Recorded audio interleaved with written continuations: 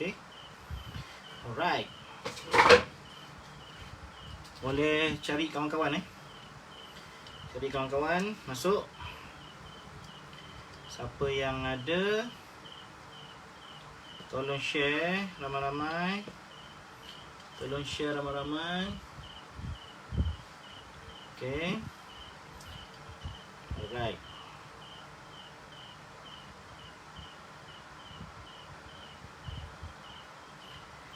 Okay. Tolong share, insyaAllah kita akan mula dalam masa 5 minit, insyaAllah Okay, tolong share. Hari ini kita nak cerita tentang pelbagai posisi pembeli emas.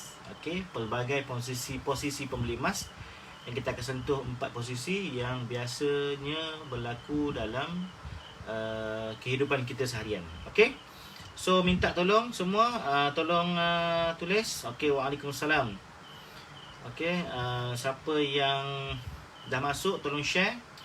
Lepas tu tolong bagi tahu suara saya okey ke tak. Kemudian kita akan mula Okay. Syaliza Kamaruzaman, Juhidin Jukilin, Khairi Hasim, sahabat lama. Haziq Farhan datang, Muhammad Effendi, Fauzi Sabri, Hayati Kayat, Syaliza Kamaruzaman. Okay. Abdul Aziz Ngadiman, Zakaria Makdia, sound clear. Yes, Alhamdulillah. Salina Sari is watching. Good, very good. Okay, very good. Waalaikumsalam warahmatullahi wabarakatuh. Okay, kita mula lagi lebih kurang 2 minit lagi 2 minit lagi, InsyaAllah. Malam ni kita akan berkongsi secara santai apa yang saya telah sebutkan di FB saya petang tadi, iaitu kita akan bercerita tentang 4 jenis pembeli emas. Dan tuan-tuan yang masih confused lagi tentang KAB Gold, mungkin sesi kita malam ni akan membantu tuan-tuan untuk faham contohnya soalan yang bisa diterima ialah berapa kita nak mula, berapa beli emas ni, macam mana kita nak letakkan kita ni sebagai apa, kalau saya nak mula sebagai pelabur emas, berapa modalnya, benda-benda macam tu So kita akan sebut pada malam ni. Dan insyaAllah semoga sesi kita ini akan bermanfaat. Tinggal 1 minit lagi, insyaAllah kita akan mulakan. Tolong share. Ilmu percuma malam ni yang akan menyebabkan anda semua akan rasa happy dan juga gembira serta tenang apabila menjadi pelanggan emas di KAB Gold. Okay, Siti Nur Faidah, ya, waalaikumsalam. Siapa lagi? Okay, Abdul Aziz, Rosa daripada Langkawi dah hadir. Ya, selamat datang Rosa. Okay, Nazmi Abdullah. Alright, good, very good. Okay, kita ada lagi 1 minit. InsyaAllah kita akan mulakan sesi kita pada malam ni. Saya akan bercerita tentang 4 posisi ataupun kedudukan pembeli emas. Okay, so minta kepada semua untuk beri perhatian sebaik mungkin, sebab ini akan menambahkan ilmu anda. Dan juga inilah yang akan digunakan untuk kita convince orang lain, meyakinkan orang lain tentang kepentingan dan kelebihan menyimpan emas sebagai salah satu daripada portfolio keuangan kita. Okay, alright. Okay, Khalid MP hadir, Atifah Kamarudin, yes. Okay, Made Mahathir, Jaafar Muhammad Noor, waalaikumsalam. Alright, kita mula sekarang. Setuju? Kalau setuju, tulis setuju. Semua tulis setuju. Okay, dan jangan lupa sebelum tulis setuju, share. Semoga kita semua dapat ilmu dan juga dapat pahala sebab menyebarkan ilmu yang bermanfaat. Okay, alright. Nazif Badaruddin, waalaikumsalam. Okay, bismillahirrahmanirrahim. Assalamualaikum warahmatullahi wabarakatuh. Okay, Alhamdulillah, assalatu wassalamu ala rasulillah wa ala alihi wa sahbihi wa man tabi'ahu wa walah. Allahumma rabbi syrah li sadri wa yassir li amri wa hlul 'uqdatam min lisani yafqahu qawli. Subhanaka la ilma lana illa ma 'allamtana innaka antal alimul hakim. Wa la hawla wa la quwwata illa billahil aliyyil azim. Alright. Terima kasih kepada semua sebab hadir dalam sesi kita pada malam ini. Dan seperti yang saya janjikan, saya akan bercerita tentang 4 posisi pembeli emas. So tuan-tuan, bila mendengar apa yang saya sebutkan hari ini, yang pertama, tuan-tuan akan dapat knowledge tentang apakah posisi-posisi pembeli emas. Yang pertama. Yang kedua, tuan-tuan akan tentukan, tuan-tuan berada di posisi mana. Dan yang ketiga, apakah syarat-syarat dan juga keperluan-keperluan apabila kita berada pada posisi-posisi yang tertentu. Okay? Alright. So basically, orang yang membeli emas yang paling selamat sekali, yang paling tenang sekali, yang paling tidak kecoh dan sebagainya, ialah orang yang bergelar penyimpan emas. Okey, ini perkara paling basic, ya. Perkara paling basic iaitu penyimpan emas. Okey, penyimpan emas ni macam mana? Penyimpan emas ni yang pertama sekali dia akan membeli emas secara terancang. Okey, dia akan buat jadual membeli emas. Dia akan konsisten membeli emas. Dan dia tidak kira berapa yang dibeli, tetapi yang pentingnya matlamat penyimpan emas ialah untuk mengumpul sebanyak mungkin gram. Dan dia tak peduli berapakah harga emas ketika dia beli. Sebab ingat, matlamat penyimpan emas ni ialah untuk mengumpul gram. Okay, so itu adalah penyimpan emas. Okay, so kalau di KAB Gold, bagi penyimpan emas yang paling minimum sekali ialah 0.25 gram dengan uncang emas, ya.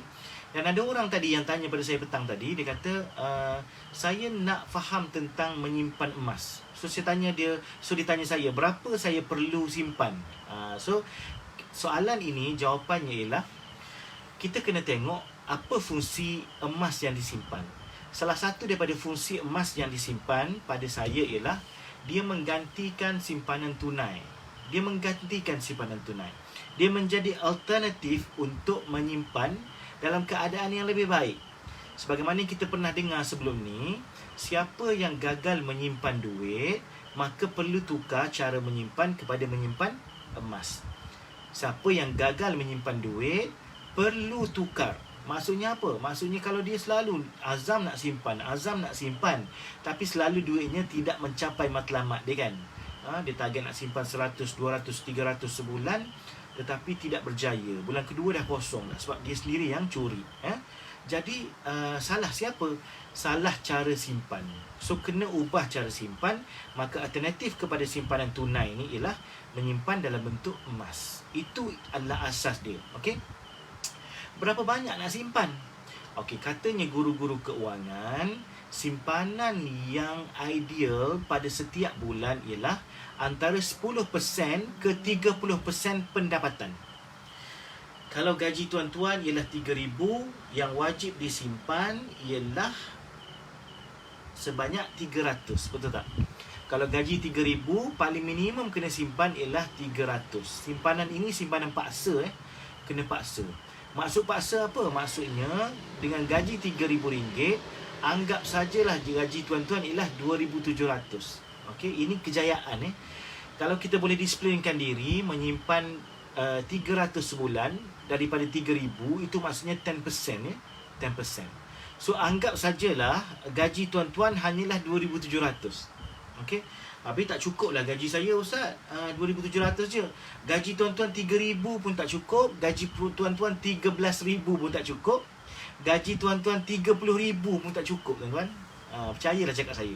Jadi selagi mana kita ikut je nafsu kita, tak cukup gaji, selagi itulah kita tak akan ada masa untuk menyimpan. Betul tak? Tak ada ruang untuk menyimpan. Jadi kita perlu simpan 10% ke 30%. Kalau gaji kita 2,200, mesti ada simpanan. Mesti, wajib, potong terus.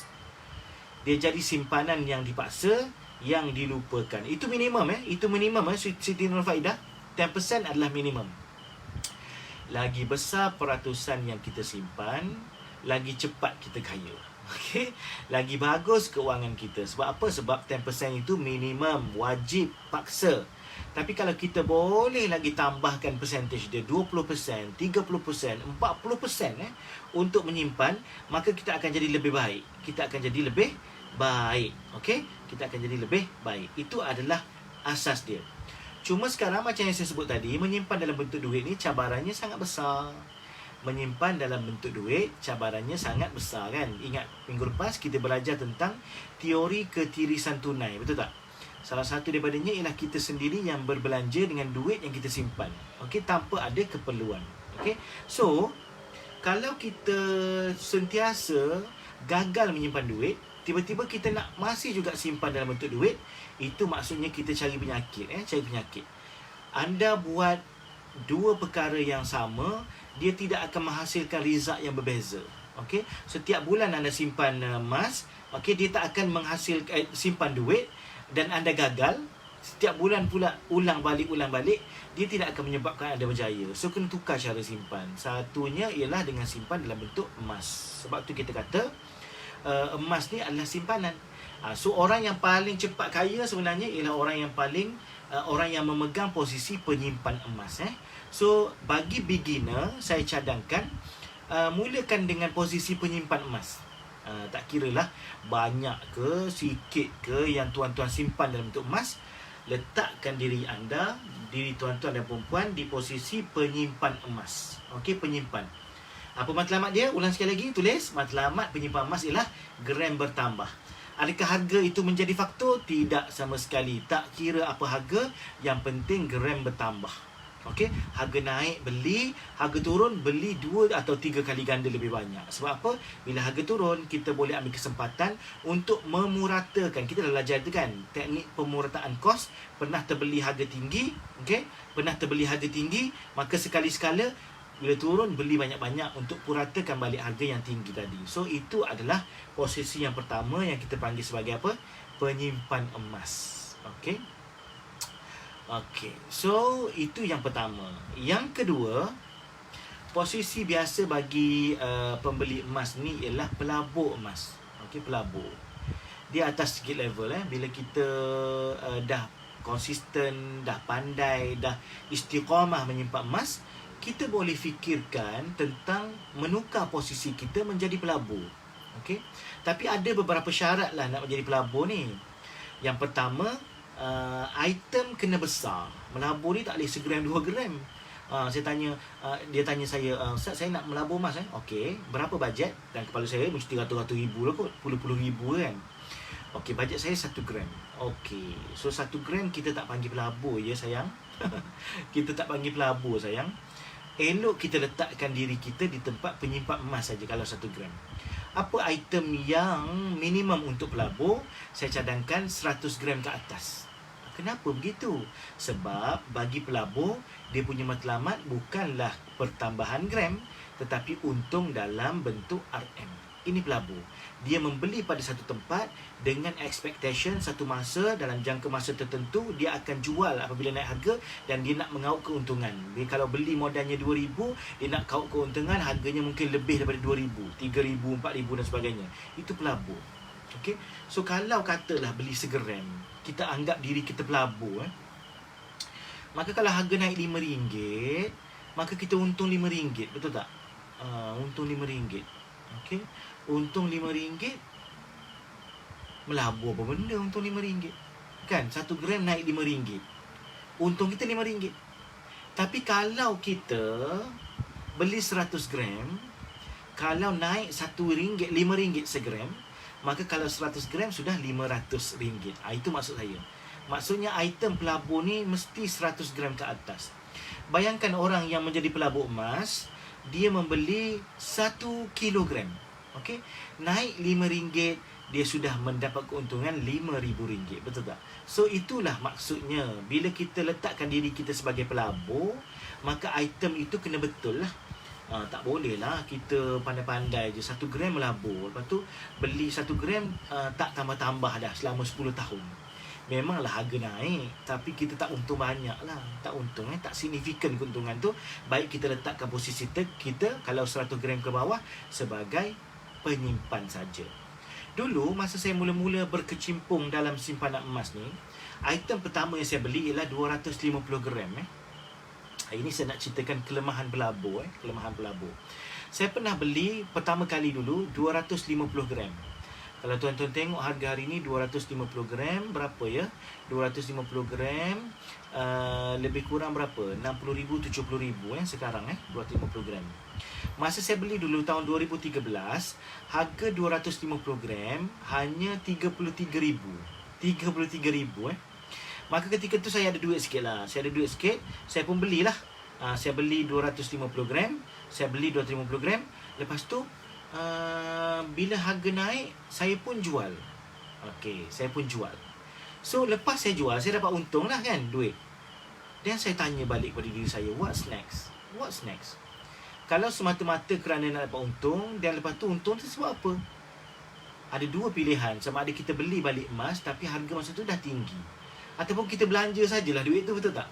Jadi sebenarnya bila kita beli emas sebagai pelabur ni, cabaran dia ialah apabila kita dapat untung yang besar kerana peningkatan harga tu, kita tak tahu nak buat apa dengan duit tu. Dan last kali duit tu habis belanja juga. Jadi pengalaman saya sendiri, walaupun pada mula-mulanya saya letakkan diri saya sebagai pelabur emas, tapi saya tengok kelemahan pelabur ni ialah lepas daripada tu dia akan balik pada asal balik. Dah dapat untung, what's next? Tak tahu. So saya convert balik, saya tukar balik posisi saya. Sampai sekarang saya tetap juga jadi sebagai penyimpan, ya. Walau apa pun gram emas yang saya ada, saya tetap anggap diri saya sebagai penyimpan, dan saya akan konsisten membeli emas pada tiap-tiap bulan agar gram saya sentiasa bertambah. Itulah kelebihan penyimpan, kan. Orang yang kumpul duit ni lambat kaya, orang yang kumpul emas insya-Allah akan lebih cepat kaya daripada orang yang kumpul duit. Dengan syarat kita berdisiplin, dengan syarat kita kita cekal hati, tak sibuk nak jual, tak sibuk nak apa, ya. Sebab apa? Sebab kita matlamat kita dah jelas, iaitu untuk menambah gram. Okey, target 1 kilogram, target 2 kilogram. Selagi tak cukup, selagi tu aku simpan. Itu kelebihan penyimpan, Okey. Tadi kita sentuh pasal pelabur emas, Item mula-mula sekali pelabur emas ni mesti 100 gram dan ke atas. Okey. 1 gram ke atas. Yang kedua, bagi pelabur emas ni, tuan-tuan kena pandai menyusun strategi membeli pada banyak tempat.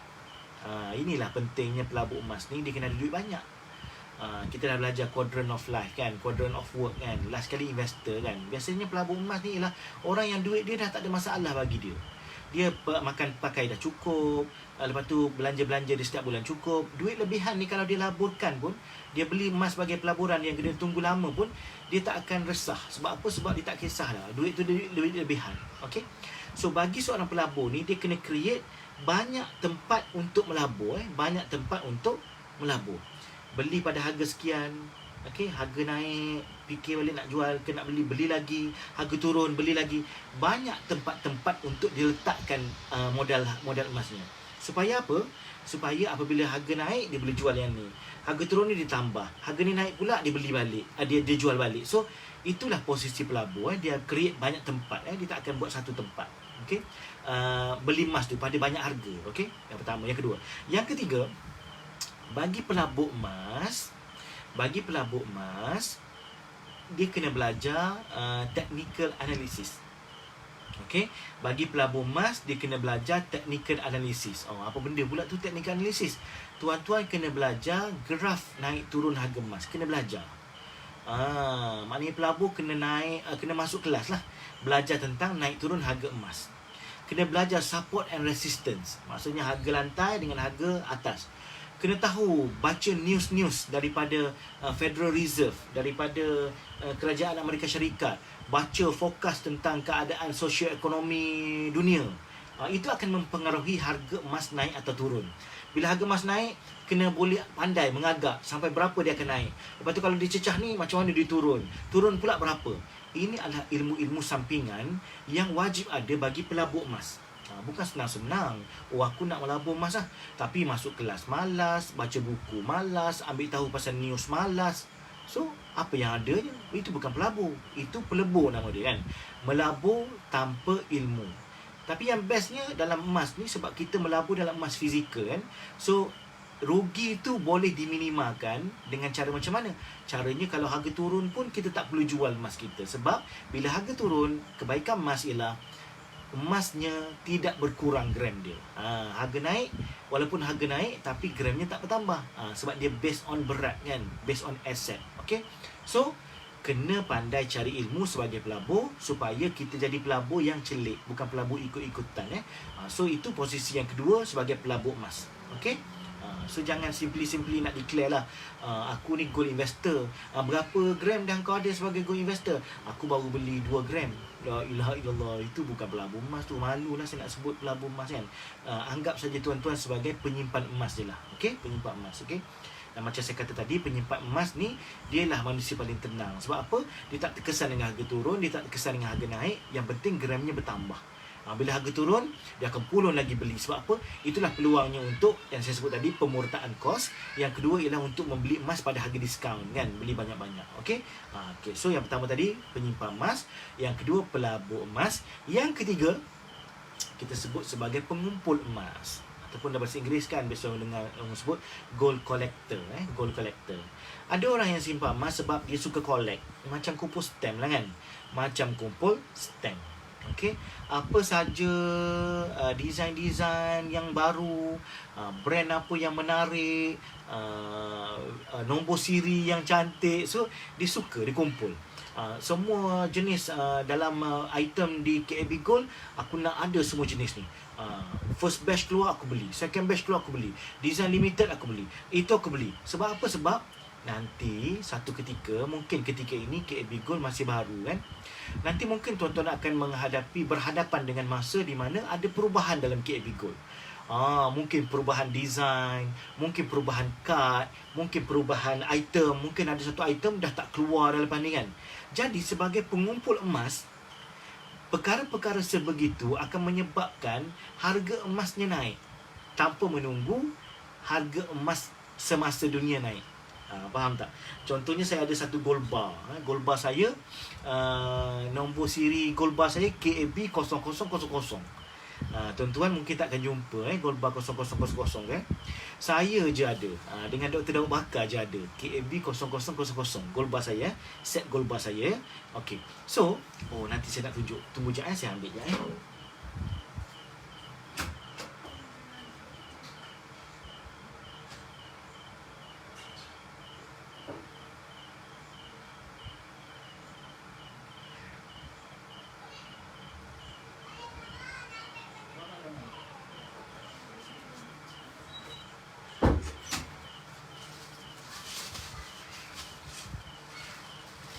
Okey, sorry. Okey.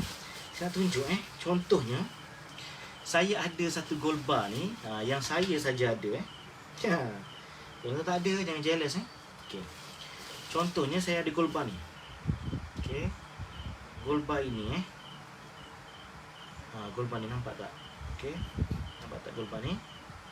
Okey, tuan-tuan kena tengok gold bar ni Okey. Saya letak lagi dekat Okey, gold bar ni nombor siri dia ialah KAB 0000. Nampak Okey, KAB 0000 Okey, ini adalah gold bar saya. Okey, contohlah, saya nak bagi contoh So, bagi pengumpul emas, mungkin antara benda yang dia akan fikirkan ialah tentang nombor siri. Okey, nombor siri nombor siri gold bar, design kan. Mungkin di belakang gold bar KAB Gold ni sekarang macam ni Okey.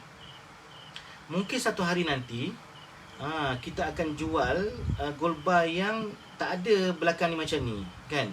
So bagi pengumpul-pengumpul tegar, mereka akan membeli gold bar yang istimewa macam ni. Sebab apa? Sebab satu hari nanti bila bila contohnya satu hari nanti bila ada permintaan dia nak jual pada orang, dia tak perlu menunggu harga emas semasa dunia naik. Ini kelebihan bagi pengumpul emas gold collector nombor-nombor yang pelik-pelik, design-design yang pelik-pelik. Sebab tu saya sarankan kepada tuan, okey, tuan-tuan dan puan-puan, bila ada keluar je limited edition yang KAB, tuan-tuan sapu sebanyak mungkin. Jangan hanya sapu sekadar nak untuk koleksi minimum, tapi selagi ada modal beli je. Sebab apa? Nanti bila habis je edisi tu, okey, harganya akan naik tidak mengira sama ada harga emas dunia naik ataupun tidak. Itu kelebihan bagi item-item pengumpul desainnya, okey, mungkin kita panggil apa, nombor sirinya, semuanya akan menjadi kita panggil sebagai faktor macam mana dia boleh naik harga. Contoh, ini satu dinar. Satu dinar. Ini satu dinar yang kali pertama kita keluarkan. Satu dinar ni. Okey, satu dinar. So nanti mungkin satu hari nanti dinar kita bertukar design. Kita dah bosan dah lama sangat kan design ni kan. Maka kita akan tukar design. So siapa yang ada design ini pada masa tu, maka dia akan dapat satu kelebihan sebab design ni sudah tidak dikeluarkan pada masa tu. Inilah kelebihan pengumpul emas. Okey, apabila mereka mengumpul bukan sekadar sebagai penyimpan biasa gram bertambah, tapi mereka juga mengambil kesempatan design-design yang ada ni untuk persediaan di masa depan. Kod-kod nanti tak ada dah design ni, ataupun dengan nombor-nombor siri yang lawa-lawa kan, nanti ke depan dah tak ada dah. So benda-benda macam tu lah yang akan menyebabkan pengumpul emas ni rasa happy. Sebab bila sampai masanya, dia tidak perlu menunggu harga emas naik dan dia boleh menjual emas miliknya yang dikumpul tadi dengan harga yang lebih tinggi daripada harga pasaran. So itu antara kelebihan bagi pengumpul emas. So saya cadangkan kepada tuan-tuan, selain daripada tuan-tuan jadi penyimpan emas, tuan-tuan cuba intai juga untuk menjadi pengumpul emas. Sebab apa? Ini adalah satu pelaburan yang baik. Pelaburan yang baik. So yang kedua tadi sebagai pelabur emas tu kena penuhi kriteria adalah 100 gram ke atas, kena belajar ilmu tentang analisa graf, lepas tu kena beli banyak kali pada tempat yang berlainan, benda macam tu. Itu bagi seorang pelabur emas. So sekarang pengumpul emas maknanya tuan-tuan kumpul. Kalau tuan-tuan tengok di Malaysia ni ramai kalau kita perhatikan ada yang geng-geng kolektor ni kan. Macam orang collect jam G-Shock kan, G-Shock collector ni kan, siap ada persatuan lagi semua kan. Nanti KAB Gold, ya betul Khalid. KAB Gold kan, KAB Gold akan keluarkan gold bar untuk gold silver collector, GSCC, SGCC, Silver and Gold Collector Club. Betul ke? Okey, kita akan keluarkan nanti. Okey, so tuan-tuan kena beli. Sebab dalam itu dia ada gold bar dengan silver bar. Nanti tuan-tuan tengok 1 gram silver dengan setengah gram gold. Okey. So itu antara benda yang pakai apa? Antara benda yang menyebabkan tuan-tuan suka menjadi kolektor gold ni. Daripada duk kumpul stamp kan. Orang kumpul duit shilling tak laku pun kaya, betul tak? Orang tanya saya, boleh naik ke harga collectible gold collector ni? Saya kata duit shilling 50 sen pun orang beli tak laku, betul tak? Duit shilling 50 sen lama yang tak laku tu pun orang beli beratus-ratus ringgit, beribu ringgit orang jual. Duit wang kertas RM2 yang tak laku tu orang beli, harga beratus-ratus beribu ringgit. Takkanlah emas tak ada orang beli. Betul tak? So benda macam tu Okey, itu adalah kategori ketiga, iaitu pengumpul emas. Okey. Yang keempat ni adalah yang paling best sekali dalam ramai-ramai, namanya peniaga emas. Peniaga emas ni boleh terdiri daripada penyimpan emas, boleh terdiri daripada pelabur emas, boleh terdiri daripada pengumpul emas, ataupun boleh terdiri daripada ketiga-tiganya sekali. Ni peniaga emas. Okey. Matlamatnya apa? Matlamatnya bertambah gram, bertambah RM. Dia paling fleksibel. Okey. Dia okey, dia adalah fleksibel. Bertambah duit pun dia seronok, bertambah gram pun dia seronok. Ini peniaga emas. Okey. Dan di KAB Gold, kerana bisnes modelnya ialah referral, sangat senang nak jadi peniaga emas di KAB Gold. Okey. Bisnes model kita ialah referral. Tuan-tuan boleh jadikan KAB Gold sebagai tempat untuk tuan-tuan menjadi usahawan emas dengan menggunakan model referral. Maksudnya tuan-tuan tak perlu simpan stok, tuan-tuan tak perlu buka branch, tuan-tuan tak perlu ada pekerja. Semuanya tuan-tuan guna yang KAB Gold punya. Hanya ajar pelanggan-pelanggan tuan-tuan untuk membeli direct dengan KAB Gold. Itu tugas usahawan gold, penjual gold di peniaga gold di KAB Gold. Okay, jadi referee, jadi introducer sahaja. Dan itu bisnes model yang kita buat. Siapa sahaja pun boleh jadi peniaga emas dengan KAB Gold. Gunalah bisnes model kita. Tapi kalau tuan-tuan ada bisnes model sendiri, contohnya tuan-tuan suka buat COD, tuan-tuan suka jual dekat online, itu kita tak anggap, itu kita tak sekat lah. Cuma itu bukan bisnes model kita. Jadi kalau ada wakil jualan, kalau tuan-tuan sebagai wakil jualan, tuan-tuan kena cerita betul-betul dekat customer tuan-tuan, bisnes model KAB ialah semua orang menjual dan membeli dan menjual emas dengan KAB. Dengan KAB Gold, bukan dengan wakil jualan. Tapi kalau wakil jualan nak jual yang dia punya tu dan tuan-tuan nak beli dengan dia orang, kita orang tak sekat lah kan. Itu hak tuan-tuan lah. Duit tuan-tuan poket masing-masing kan, terpulang. Tapi kalau tuan-tuan nak sustain, nak pergi jauh lebih lama dengan business referral ni, tuan-tuan kena mahirkan diri daripada sekarang, refer customer tuan-tuan untuk membeli direct dengan KAB Gold. Jangan peningkan kepala tuan-tuan nak kena post, nak kena simpan stok dan sebagainya. Tambah-tambah kalau tuan-tuan dan perempuan orang yang baru kan, jangan dia kira sangat dengan jegung-jegung ni. Dia orang dah lama, duit pun tebal kan. Okay? Duit pun tebal, jadi dia orang tak kisahlah. Tapi bagi tuan-tuan yang tak ada modal sangat ni, contoh boleh bermula sekarang. Jadi wakil jualan 15 gram saja. Promosi sampai hujung bulan ni. Dan jadi gold manager 35 gram je. Oi, sikit tu. Kalau tak sebenarnya kita kena beli 100 gram Dan jadi GGM gold group manager 120 gram je. Kalau tak, bermula pada bulan depan 250 gram baru boleh jadi gold group manager. Jadi jangan fikir lama-lama Sebab apa? Sebab lagi lama kita fikir, dua benda akan terjadi. Sama ada harga makin mahal ataupun duit tuan-tuan dah habis dah ketika keputusan dibuat. Buat keputusan daripada sekarang Kalau ada duit, terus jadi wakil jualan. Kalau tak ada duit, beli seminimum yang mungkin sebagai pelanggan biasa. Itu sangat mudah di KAB Gold. Okay, so itulah kita panggil sebagai posisi-posisi pembeli emas iaitu yang pertama apa tadi? Penyimpan emas. Yang kedua, pelabur emas. Yang ketiga, pengumpul emas. Yang keempat, peniaga emas. So itulah basically secara asasnya 4 posisi orang-orang yang membeli emas. Tuan-tuan ukurlah baju di badan sendiri, tengok tuan-tuan di posisi mana, dan kalau saya boleh nasihatkan, letakkan tuan-tuan di posisi penyimpan. InsyaAllah akan selamat dan tenang sampai akhirnya. Sebab apa? Sebab matlamatnya adalah untuk menambah gram. Tak kira harga naik, tak kira harga turun, yang penting gram bertambah. Okay? Alright. So ada soalan? Rasanya itu saja tentang emas Okey, ada soalan? Baik, tanya sekarang. Baik, tanya sekarang. Ada soalan tak? Cepat. Okey. Cepat. Ada soalan tak?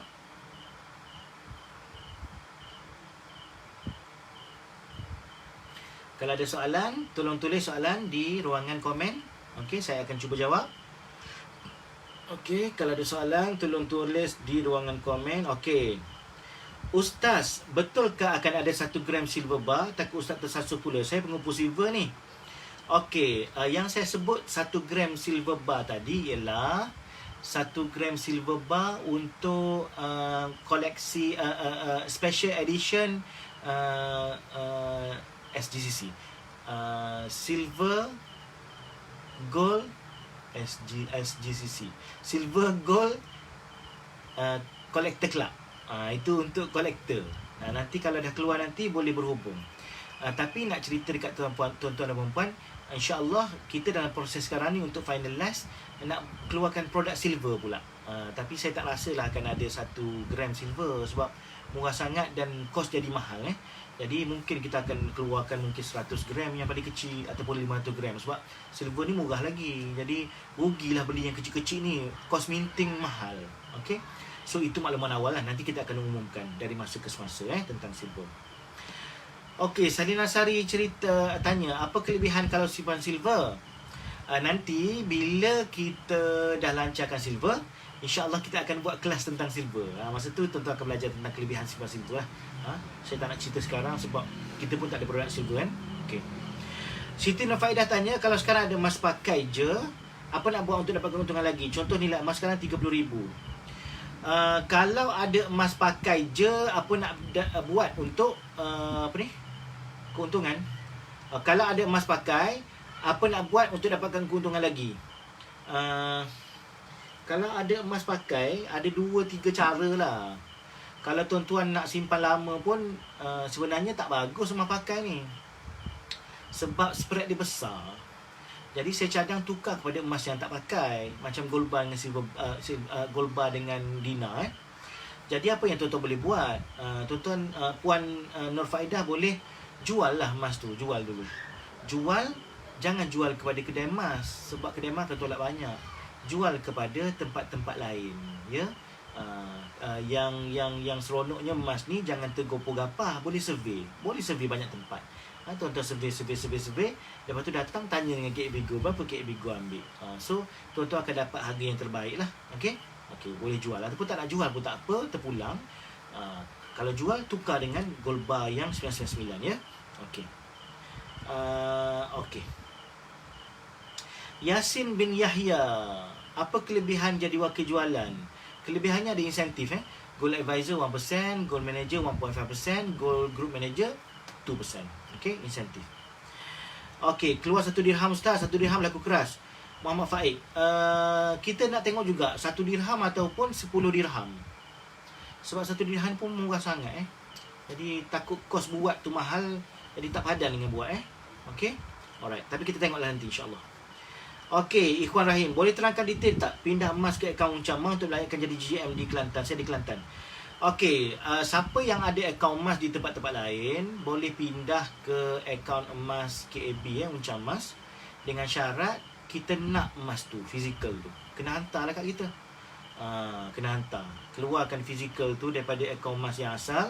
Lepas tu hantar dekat kita di KL. Nak hantar macam mana tuan-tuan fikir sendirilah. Nak datang sendiri ke, nak post ke dan sebagainya. Tapi moral of the story, kita nak lah emas tu fizikalnya ya. Tapi apa-apa pun contact dulu admin kita untuk ketahui. Sebab ada juga emas-emas daripada yang bukan akaun, diorang cuba nak tukar. Kita tak terima. Kita terima yang ada akaun je. Dan yang ada akaun di tempat lain ni ada sikit je kat Malaysia ni kan. Kedai lama saya dulu, lepas tu bank-bank sikit. Yang lain tu tak usah cong lah kan. Memang bukan akaun lah. Kalau bukan akaun, kita akan ambil dengan cara buyback bukan convert jadi akaun. Okay. Fathiyah Samsudin, akan ada uncam perak tak? InsyaAllah akan ada uncam perak. InsyaAllah akan ada uncam perak. Yes. Okay, lagi. Ya, betul Afiq. Aiman. Ustaz, mana lebih sesuai? Semasa kita memperkenalkan diri kepada pelanggan, saya adalah wakil jualan berdaftar dengan KAB Gold, atau saya adalah ahli berdaftar dengan KAB Gold, atau ada perkataan yang lebih sesuai? Kalau tuan-tuan adalah wakil jualan, maka wakil jualan lah. Kalau tuan-tuan bukan wakil jualan, saya adalah pelanggan berdaftar. Pelanggan. Kita bukan ahli kita pelanggan ya. Okey. Balkis, lebih baik simpan emas cara digital atau keluarkannya fizikal atau simpan sendiri? Terpulang kepada diri masing-masing ya Puan Balkis. Tengok keselesaan. Ada orang yang dia seronok pegang sendiri dan dia tak kisah benda tu sebab dia tahu dia boleh simpan dengan baik. Ada orang yang tak percaya dengan akaun ni, jadi dia simpan sendirilah. Kan? Ada orang yang daripada aku pegang sendiri, lepas tu aku tak ingat letak kat mana, baik aku simpan dalam akaun. So dua-dua pun baik dua-dua pun baik. Jadi boleh pilih mana satu, dua-dua pun baik. Okey. Seterusnya, di posisi pelabur, berapa lama agaknya nak peram sebelum jual? Puan Hayati Kayak tanya, berapa lama nak peram? Tak tahulah Puan Hayati. Terpulang pada Puan nak peram berapa lama. Sebabnya, okey, kita berdasarkan track saya pernah tunjuk 2-3 hari lepas. Paling sekejap harga naik pada tahun ni adalah dalam masa 3 bulan. Hari tu pada harga bulan 3 RM240 segram. Dan harga tertinggi baru ni sebelum turun sikit ni RM276. 240, RM276 dalam masa 3 bulan Okey.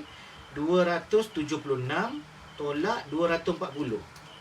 Naik dalam RM36 RM36. RM36 bahagi dengan 270. Okey. Darab dengan 100. Kenaikan 13% tau dalam masa 3 bulan. Okey, 3 bulan. Jadi nak cerita emas ni berapa lama nak peram sebelum naik, saya tak boleh jawab. Sehinggalah emas tu naik. Okey. So kena tengoklah. Dia tak ada track record Rekod lalu tak ada. Tak boleh percaya. Yang tahun ni 3 bulan je. Ada pernah masa saya dulu-dulu pernah naik dalam masa satu malam naik, banyak ada juga. Satu hari naik 5%, 6% naik. Ada yang dalam masa 2 bulan, 3 bulan, masa awal-awal Covid dulu, pak naik kan sampai 300 lebih. Itu laju. Okay, so kena tengok. Jadi benda tu boleh dibantu dengan ilmu graf, analisa graf. Sebab tu saya nasihatkan Puan Hayati, kalau nak jadi pelabur, kena masuk kelas lah. Masuk kelas biar boleh agak berapa lama nak tunggu sebelum naik, dan berapa lama dia naik, dan berapa banyak dia naik. Kan? Itu kena belajar. Okey. Lagi. Kalau KGT, dia ada akaun namanya Sistem Tabung Perak. Yang tu Sistem Tabung Emas Perak. KGT kita nak tengok juga. Nanti kita kena tengok KGT ni apa panjang dia KGT? Kelantan Go Trade kan, yang keluarkan Kelantan apa? Kelantan Dina tu kan, Dina Kelantan tu. Kita nak tengok SIA dia, kita akan check. Sebab tu saya kata kalau yang tak glamour akaun emas ni kena rujuk dengan kita punya admin sama ada kita terima one to one ataupun kita beli buyback. Okay. Alright. Okay. Lagi soalan lain. Tak ada dah soalan. Okay, kita dah 40 minit tak ada soalan Okay. So kalau tak ada soalan lain, jadi saya menyeru kepada tuan-tuan sama macam Nur Syamimi menyeru. Okay, Nur Syamimi menyeru, dia kata belilah dengan yakin dan tanpa was-was dengan KB Gold. Okay, Hayati Kayat tanya, kelas graf bila nak buat Ustaz? Okay, kalau kelas graf kita kena jemput seseorang mengajar. Dan biasanya kelas graf ni tak boleh belajar dalam masa sejam macam ni. Dia memang modul dia sehari 2 hari dan orang yang biasa ajar graf ni, kalau yang terkenal macam Syufaat Nurani, dia ada buat kelas. Dan buat kelas graf ni harga dia ribu-ribu lah, 2,000 yuran dan sebagainya kan. Yang tu tuan-tuan kena ada inisiatif inisiatif. Okey, kali MP tanya, dari segi nilai dan kos, sama ada beli uncang emas dan beli gold bar, tak ada beza kan? Cuma uncang kita simpan tak nampak fizikal, sedangkan dia nanti kita simpan sendiri. Walau bagaimanapun kita masih boleh keluarkan uncang emas kita bila kita nak. Betul tak Ustaz? Betul. Beli uncang emas sama, beli yang bukan uncang emas pun sama. Dua-duanya backed by physical. Cuma tinggal lagi kalau beli yang bukan uncang emas, gold bar atau dina, memang kena ambil yang tu lah yang kita beli tu. Kalau beli uncang emas, kita ada pilihan. Nak simpan terus dalam akaun ataupun keluarkan bila kita nak dalam apa bentuk yang kita nak. Mungkin kita menyimpan segram sebulan, tapi tak semestinya kita keluar segram gold bar. Betul tak? Cukup 100 gram, kita pun kata okeylah saya nak keluarkan 50 gram seketul, 10 gram 2 ketul, 5 gram 5 ketul contohnya kan. So kita boleh buat pilihan sendiri. Lepas tu okey, tambah lagi lah 1 dinar 2 ketul contohnya. Itu flexibility dalam uncang emas Kalau nak memori the soup tanya, kalau nak keluar fizikal emas dan uncang emas, proses paling cepat dalam 30 hari 30 hari lepas bagi notis kita keluarkan. Okey.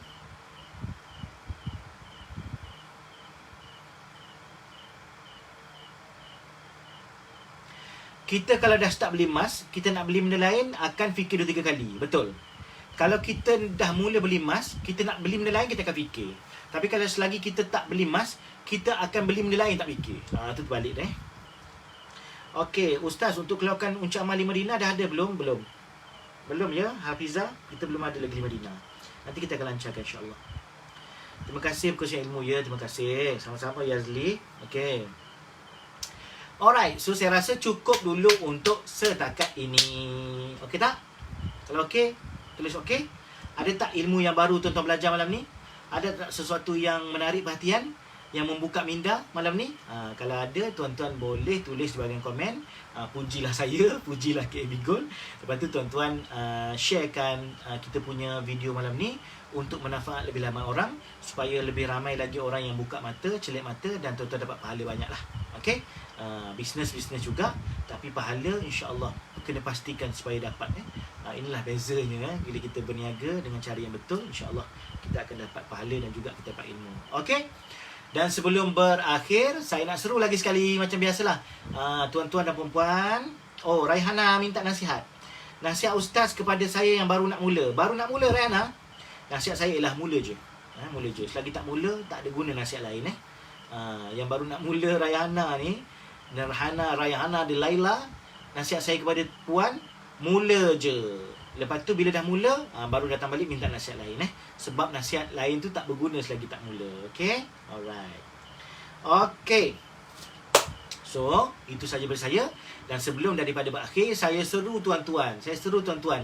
Marilah ramai-ramai jadi klien KAB Properties. Okay? Jadi klien KAB Properties. Okay? Yuran tak mahal.